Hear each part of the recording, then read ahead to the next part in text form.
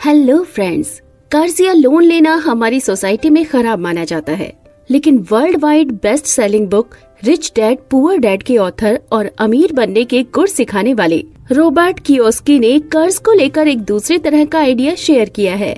उन्होंने एक पॉडकास्ट में इस बात का खुलासा किया कि उन पर 1.2 अरब डॉलर यानी करीब 99.81 अरब भारतीय रुपए का कर्ज है, लेकिन वो बिल्कुल परेशान नहीं है। उन्होंने कहा कि इस कर्ज से ही मैंने पैसा बनाया है।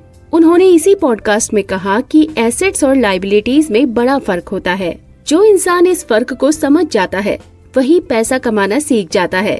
कियोसाकी ने कहा कि अगर वो कर्ज लेकर फरारी या रोल्स रॉयस जैसी महंगी कार खरीदते हैं तो ये गलत है, क्योंकि ये लायबिलिटीज है और टाइम के साथ इन कारों की कीमत घटती जाती है। वहीं एसेट्स वो चीज है जिसकी कीमत टाइम के साथ बढ़ती जाए, यानी जो फ्यूचर में फाइनेंशियली फायदा पहुंचाए। वहीं लायबिलिटीज या देनदारी वो चीजें हैं जो फ्यूचर में आपकी जेब पर बोझ बन जाएंगी। कियोसाकी बताते हैं कि महंगी कारें लायबिलिटीज हैं और रियल एस्टेट में इन्वेस्ट एसेट्स हैं। दोस्तों, आज के वीडियो में अच्छे कर्ज और बुरे कर्ज के बारे में बात करेंगे। बुरे कर्ज से निकलने के तरीकों पर भी बात करेंगे, इसलिए वीडियो को पूरा देखें। साथ ही अगर आप शेयर मार्केट में पैसा इन्वेस्ट करना चाहते हैं और अभी तक आपके पास डीमेट अकाउंट नहीं है या बहुत ज्यादा ब्रोकरेज से परेशान है, तो देश के सबसे अच्छे, बड़े और भरोसेमंद ब्रोकरेज फर्म ज़ीरोधा का लिंक इस वीडियो के डिस्क्रिप्शन में है। आज ही अपना डीमेट अकाउंट ओपन करें, जहां पर आपका ब्रोकरेज मैक्सिमम 20 रुपए ही लगेगा। इतनी चीपेस्ट ब्रोकरेज रेट और सेफ्टी और कहीं नहीं मिलेगी। तो चलिए स्टार्ट करते हैं। आज के समय में लोग घर और कार जैसी जरूरतों को पूरा करने के लिए ही लोन नहीं लेते, बल्कि हर छोटी बड़ी खरीदारी भी लोन लेकर करते हैं, क्योंकि लोन के जरिए लोगों को बड़ी सहूलियत मिल जाती है। ऐसे में उनका काम भी हो जाता है और धीरे धीरे EMI के जरिए वो सारा कर्ज आसानी से चुका देते हैं। हालांकि ये लोन इंटरेस्ट समेत चुकाना होता है। ऐसे में अगर देखा जाए तो कस्टमर को लोन के बदले कहीं ज्यादा प्राइस चुकानी पड़ती है। एक रिसर्च के अनुसार भारत में 70% आईफोन लोगों ने EMI पर खरीदे हैं और इनमें भी ज्यादातर आईफोन लोगों ने 90% लोन पर लिए हैं।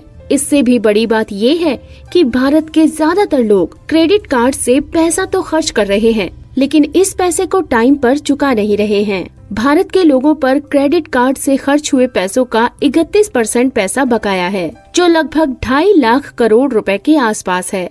और यहाँ बात सिर्फ क्रेडिट कार्ड की नहीं है। भारत में 67% लोग ऐसे हैं जिन्होंने कम से कम एक बार पर्सनल लोन लिया है और पर्सनल लोन की ग्रोथ रेट हमारे देश में 21% पहुँच गई है। जबकि छुट्टियों पर घूमने के लिए भी लोग अब कर्ज ले रहे हैं और पर्सनल लोन का 20% पैसा लोग बाहर घूमने पर खर्च कर रहे हैं। और ये सब सिर्फ इसलिए हो रहा है क्योंकि सब लोग सोशल मीडिया पर दूसरे लोगों की लग्जरी लाइफस्टाइल देखते हैं, उन्हें बाहर घूमते हुए देखते हैं, होटल और रेस्टोरेंट्स में डिनर और लंच पर जाते हुए देखते हैं, उन्हें प्रीमियम फोन और गाड़ी चलाते हुए देखते हैं, तो वो भी उन्हीं सारी चीजों के पीछे भागने लगते हैं। और जब वो अपनी इनकम से इस लग्जरी लाइफस्टाइल को जी नहीं पाते तो वो इसके लिए लोन लेते हैं और यही दिखावा उनका दिवाला निकाल देता है। और एक कड़वा सच यही है कि आजकल दिखावे का दौर चल रहा है, इसलिए लोग खुश रहने की बजाय अपनी खुशी भी दिखाने में लगे हैं।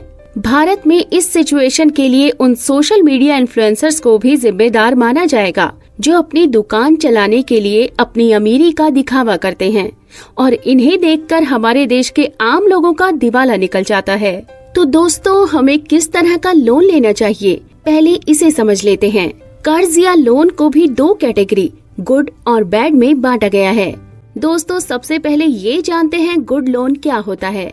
गुड लोन वो लोन होता है जो आपकी नेटवर्थ को बढ़ाने में मदद करता है। इसका मतलब है कि इस लोन का यूज किसी ऐसे इन्वेस्ट में किया जाता है जो टाइम के साथ बढ़ता है या आपकी कमाई को बढ़ाने में मदद करता है। गुड लोन का इंटरेस्ट रेट रिलेटिवली कम होता है और इसमें आपको मैक्सिमम रिटर्न मिलता है। फॉर एग्जाम्पल, इन 3 तरह के लोन को देखें। Number 1, home loan. प्रॉपर्टी खरीदने के लिए लिया गया लोन आपके लिए एक एसेट तैयार करता है जो टाइम के साथ उसकी कीमत बढ़ा देता है। Number 2, education loan. करियर में ग्रोथ और बेहतर कमाई के लिए शिक्षा में इन्वेस्ट करना एक समझदारी भरा कदम है। इस तरह के लोन को भी गुड लोन की कैटेगरी में रखा जाता है। Number 3, business loan. अगर आप बिजनेस को बढ़ाने के लिए लोन लेते हैं तो इसे भी एक गुड लोन माना जाता है, क्योंकि ये लोन आपकी इनकम को बढ़ा सकता है। अब ये जानते हैं कि बैड लोन क्या होता है। बैड लोन वो लोन होता है जिसमें आपके इन्वेस्टमेंट को कोई फायदा नहीं होता, बल्कि ये आपको पैसे के नुकसान में डाल सकता है। इस तरह के लोन की इंटरेस्ट रेट्स भी ज्यादा होती हैं और ये आपके नेटवर्थ को बढ़ाने में मदद नहीं करते। ये लोन आमतौर पर इस्तेमाल किए जाने वाले सामानों की खरीदारी के लिए होते हैं। जैसे इन 3 लोन पर ध्यान दें। Number 1, auto loan. कार, महंगी बाइक जैसी चीजें टाइम के साथ अपनी प्राइस खो देती हैं, जिससे इस लोन को बैड लोन की कैटेगरी में रखा जाता है। Number 2, personal loan. इसे किसी विशेष जरूरत के लिए लिया जाता है, लेकिन इस पर हाई इंटरेस्ट रेट्स होती हैं, जिससे ये आपकी फाइनेंशियल कंडीशन पर भारी पड़ सकती है। Number 3, credit card loan. Credit card से लोन लेना या क्रेडिट कार्ड से लगातार खर्च करना एक महंगा सौदा हो सकता है, क्योंकि इसके इंटरेस्ट रेट्स ज्यादा होती हैं। दोस्तों, अब ये जानते हैं कि अगर आप बैड लोन के चक्कर में फंस गए हैं तो इससे पीछा किस तरह छुड़ाएं। अगर आप कर्जों में घिर गए हैं तो आपको सबसे पहले एक बजट बनाना चाहिए। इस बजट के हिसाब से खर्च करना चाहिए। इससे आप फिर से कर्ज के जाल में नहीं उलझेंगे। खास तौर पर आप पर क्रेडिट कार्ड के कर्जों का बोझ नहीं होगा। इसके लिए आप अपनी कमाई और खर्चों को लेकर 50-30-20 का नियम अपना सकते हैं, जहां कमाई का 50% हिस्सा जरूरतों को पूरा करने में, 30% हिस्सा अपने शौक पूरे करने में और 20% हिस्सा बचत करने और कर्ज चुकाने में इस्तेमाल करना चाहिए। साथ ही इन 2 मेथड को फॉलो करें। नंबर 1, डेब्ट एवेलांच मेथड। इस तरीके में सबसे पहले ज्यादा इंटरेस्ट रेट वाले कर्जों को निपटाएं। उसके बाद कम इंटरेस्ट रेट वाले कर्ज को चुकाने की कोशिश करें। आपके पास जो भी एक्स्ट्रा पैसे हों, इन कर्जों को पूरा करने में लगाएं। नंबर 2, डेब्ट स्नोबॉल मेथड। आपको स्टेप बाय स्टेप सबसे कम कर्जों को पहले चुकाना चाहिए। सबसे कम कर्ज चुकाने के बाद उतना ही पैसा हर महीने बचाना चाहिए, ताकि अगला कर्ज निपटाया जा सके। कर्ज से पार पाने के लिए एक बजट बनाएं। साथ ही जब कभी आपको बोनस मिले या कहीं से फंसे पैसे अचानक से आपके हाथ में आ जाएं, तो इन पैसों को खर्च करने की बजाय इनका इस्तेमाल कर्ज को चुकाने के लिए करें। कर्ज मुक्त होना बेहद मुश्किल टास्क है। अगर आपने सभी कर्जों से मुक्ति पा ली है तो आपको कर्ज से दूरी बनाने के लिए ये उपाय अपनाने चाहिए।